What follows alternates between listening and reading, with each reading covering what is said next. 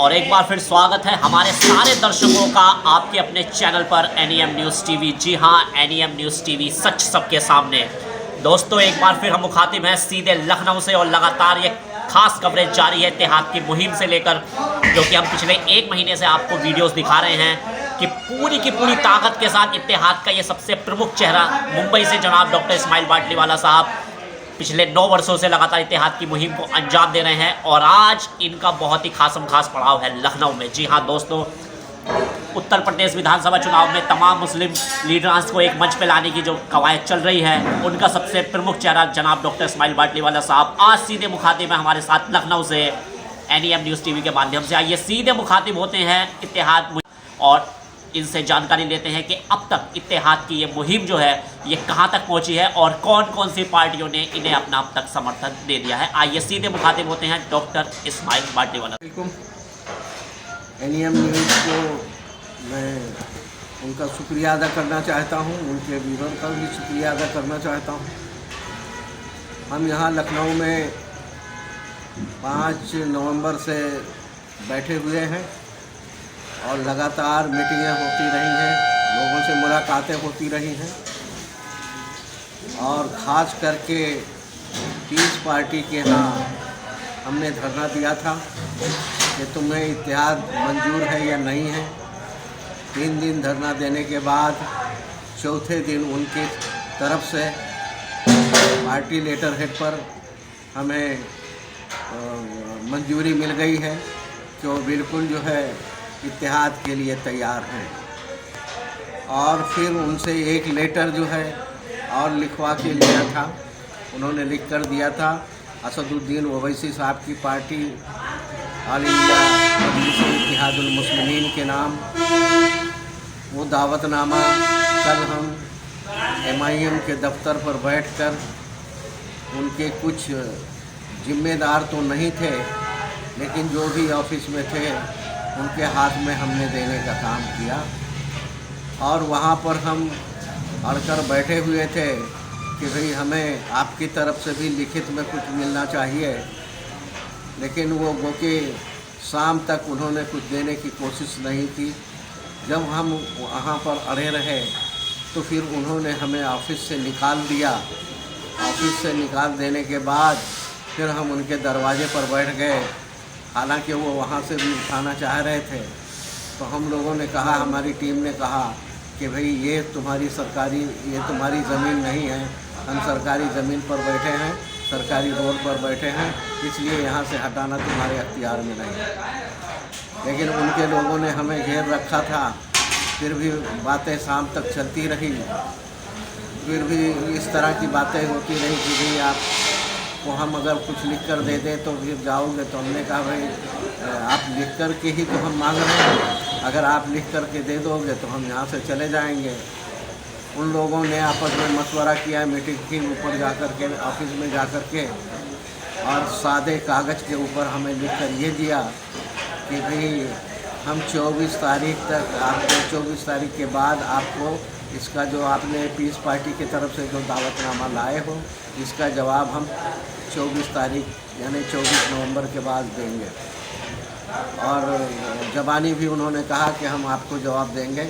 और जब उनके तरफ से लिखित में हमें जवाब मिल गया तो हम वहाँ से अपना धरना समाप्त करके वापस आ गए। लोगों ने जो बातचीत का लहजा इस्तेमाल किया वो बहुत अफसोसनाक रहा है, गैर जिम्मेदाराना रहा है, गैर शरई रहा है, गैर सामाजिक बातें रही हैं। बहरहाल हम लोग वहाँ से वापस आ गए हैं और अभी भी हम लखनऊ में बैठे हैं। एमआईएम से मिल चुके हैं, पीस पार्टी से मिल चुके हैं, अभी जो दूसरी मुस्लिम क़यादत की जो दूसरी पार्टियाँ हैं उनसे मिलने की कोशिश जारी है। सर, आपने कहा कि पीस पार्टी ने 2 या 3 दिन में ही इत्तेहाद की इस मुहिम का समर्थन कर दिया था, तो आपको क्या लगता है कि क्या एआईएमआईएम के ऊपर कोई दबाव है या उनकी कोई और रणनीति है?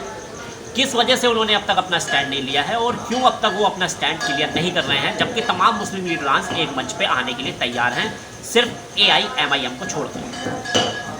जी, उनके ऊपर दबाव किसका है ये तो मैं सबूत के तौर पर कह नहीं सकता हूँ, लेकिन दबाव किसी न किसी का ज़रूर है, क्योंकि वो मानने को तैयार नहीं हुए हैं। और 1.5 महीना पहले से उनको नोटिस दिया जा चुका था, सोशल मीडिया पे भरा था, मीडिया के ऊपर भी भरमार थी। तो वो तो लोग, कोई जिम्मेदार वहाँ ऑफिस में हाजिर नहीं था। इससे जाहिर होता है कि किसी के इशारे पर या किसी के दबाव में वो काम कर रहे हैं, और किसी के दबाव के कारण ही वो इतिहाद के लिए अभी तक राज़ी नहीं है। फिर भी मैं उम्मीद करता हूँ कि 24 तारीख के बाद वो जवाब देने की वादा किए हैं, तो मुझे उम्मीद है कि उनका पॉजिटिव जवाब आने का हो। तो AIM की तरफ से क्या ये खास मैसेज, ये साफ संदेश अब तक आप सांकेतिक तौर पर देख चुके हैं कि वो इस इत्तेहाद की मुहिम का अभी तक नज़रअंदाजी कर रहे हैं? जतिन चौधरी साहब बहुत अच्छा सवाल किया। हम हैदराबाद भी गए थे, उन्हें भी, वहाँ से भी हमें रिस्पांस नहीं मिला, हमारी तौहीन की गई थी। और यहाँ लखनऊ में भी सेम उसी तरह के पोजीशन अपनाए हैं। लेकिन हम अपना काम कर रहे हैं, हम अपने अमल कर रहे हैं। सामने वाला क्या करेगा ये उसके ऊपर तय होता है, वो तय करेगा कि क्या करेगा। हम अपनी कोशिश में लगे हुए हैं, हमने कोशिश अपनी पूरी कर दी है। उनके यहाँ बैठ कर के उनको निवेदन दिया गया है, और पीस पार्टी की तरफ से जो दावतनामा था वो भी हमने दिया है, और उनसे लिखा के भी लिया है कि वो 24 तारीख को जवाब देंगे इत्तेहाद के लिए। अब इत्तेहाद के सपोर्ट में उनका जवाब होता है या इत्तेहाद के ख़िलाफ़ उनका जवाब होता है, वो 24 तारीख के बाद उनका जवाब आने के बाद पता चलेगा। बहुत ही अच्छी तरह से अब तक आपने इसे अंजाम दिया है। तमाम मुस्लिम लीडर्स को एक मंच पे लाने की कवायद हो रही है, लेकिन क्यों सिर्फ एक ही पार्टी या एक ही ये नेता जो कि इतने बड़े रहनुमा बनते हैं, अपने आप को सबसे बड़ा मुस्लिम लीडरान साबित करने की कोशिश कर रहे हैं, क्यों अब तक ये आपके इस मुहिम में शामिल नहीं हो पाए हैं, और क्यों अपने आप को ये इस मुहिम में शामिल होने के लिए अब तक कोई संकेत दे नहीं पाए हैं? आपको क्या लग रहा है कि कोई दबाव है, या इनके पत्ते क्लियर हैं ही नहीं, या ये सिर्फ एक राजनीतिक रोटियां अपनी सेक रहे हैं? जी जतिन चौधरी साहब, आपने ये भी सवाल किया है।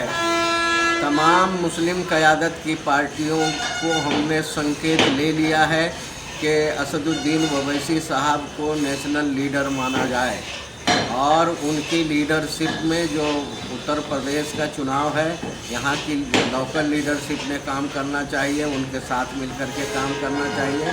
तमाम का रुझान ये है कि ओवैसी साहब को नेशनल लीडर मान लिया जाए, और स्टेट लेवल पर जो पार्टियां हैं वहाँ की लीडरशिप उनके हवाले कर दी जाए, और ओवैसी साहब को सपोर्ट में लेकर के काम किया जाए, और ताकि अपना ये पूरा हो जाए, सरकार में हिस्सेदारी हो जाए, तमाम मुसलमानों की हिस्सेदारी हो जाए, और मुसलमानों के जो मसले हैं, उनकी जो दिक्कतें हैं, उनको जो सताया जा रहा है वो हल हो जाए। लेकिन पता नहीं ओवैसी साहब नेशनल लीडर बनने को भी तैयार नहीं हैं। पार्टियों की तरफ से जो रुझान आ रहे हैं वो भी वो मानने को तैयार नहीं हैं। वो क्यों नहीं मानना चाहते हैं, क्यों लीडर नहीं बनना चाहते हैं छोटी पॉलिटिकल पार्टियों के, उसकी मंशा तो वही जानते हैं। यही चीज़ हम आपसे जानने की कोशिश कर रहे हैं, क्योंकि आप प्रमुख चेहरा हैं इस इत्तेहाद मुहिम का, कि आखिर जब अयूब सर्जन साहब जुड़ सकते हैं तो इन्हें क्या प्रॉब्लम हो रही है, क्या समस्या है इनकी, क्या समझ रहे हैं आप अब तक इस चीज़ से?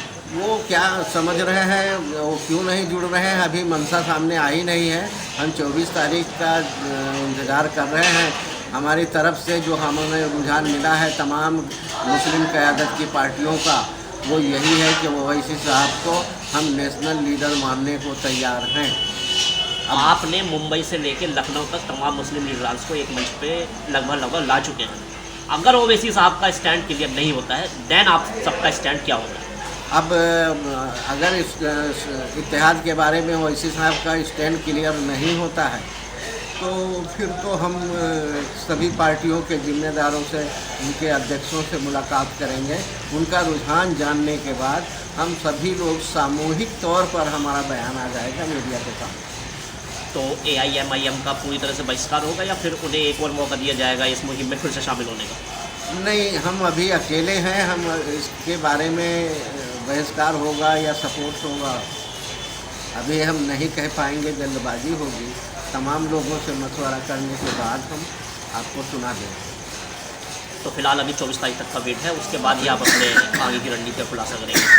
जी हाँ, जी। जहाँ तक वोटर का सवाल है और जहाँ के पार्टी के सेकंड लीडर थर्ड लीडरशिप का सवाल है, वो सभी भी इत्तेहाद मुहिम के साथ हैं और वोटर भी इत्तेहाद मुहिम के साथ है। अब इत्तेहाद मुहिम के इंतज़ार में हैं लोग कि इत्तेहाद मुहिम क्या फ़ैसला लेती है, वोटर को क्या सुझाव देती है, उसका इंतज़ार पूरे उत्तर प्रदेश के मुसलमान कर रहा है।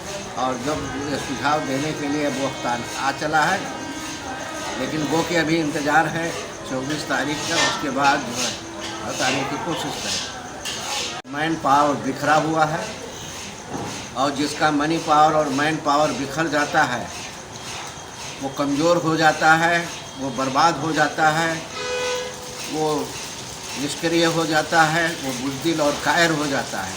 आप सबसे गुजारिश है कि अपना मनी पावर इकट्ठा करिए, अपना मैन पावर इकट्ठा करिए। और ये कब इकट्ठा होगा? जब आपके लीडरान को आप इकट्ठा करने में कामयाब होंगे, तब आपका ये मनी पावर और मैन पावर इकट्ठा होगा। एक तरफ आपके लीडरान इकट्ठा हो गए, आपका मनी पावर इकट्ठा हो गया, आपका मैन पावर इकट्ठा हो गया, फिर आप किससे बड़ी ताकत यहाँ पर उत्तर प्रदेश में कोई नहीं होगी। उत्तर प्रदेश के अंदर पूरी तरह बदलाव आ जाएगा यहाँ की राजनीति में और आप सीधे सीधे सरकार के अंदर हिस्सेदार होंगे।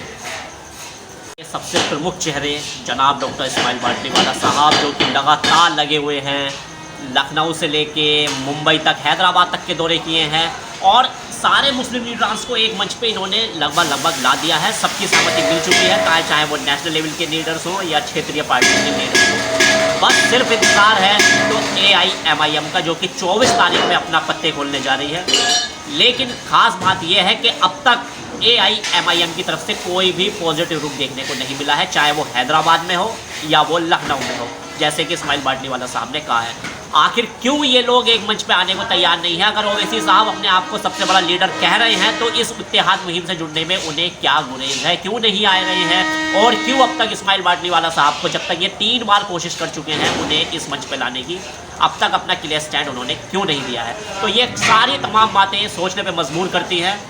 ये सारी बातें एक बार फिर सोचने के लिए मजबूर कर रही है कि क्यों अपने आप को नेशनल लेवल का लीडर कहने वाले इस इत्तेहाद की मुहिम से नहीं जुड़ पा रहे हैं। फिलहाल 24 तारीख में उनका स्टैंड क्लियर हो जाएगा और उसके बाद ही इस्माइल बाटलीवाला और उनकी टीम अपना स्टैंड आगे के लिए क्लियर करेगी। लेकिन ये तय है कि ये इस आने वाले विधानसभा चुनाव में एक नया विकल्प मुस्लिम जो वोटर्स हैं उन्हें देने जा रही है। मुस्लिम लीडरान्स को एक मंच पर लाने की तैयारी हो रही है।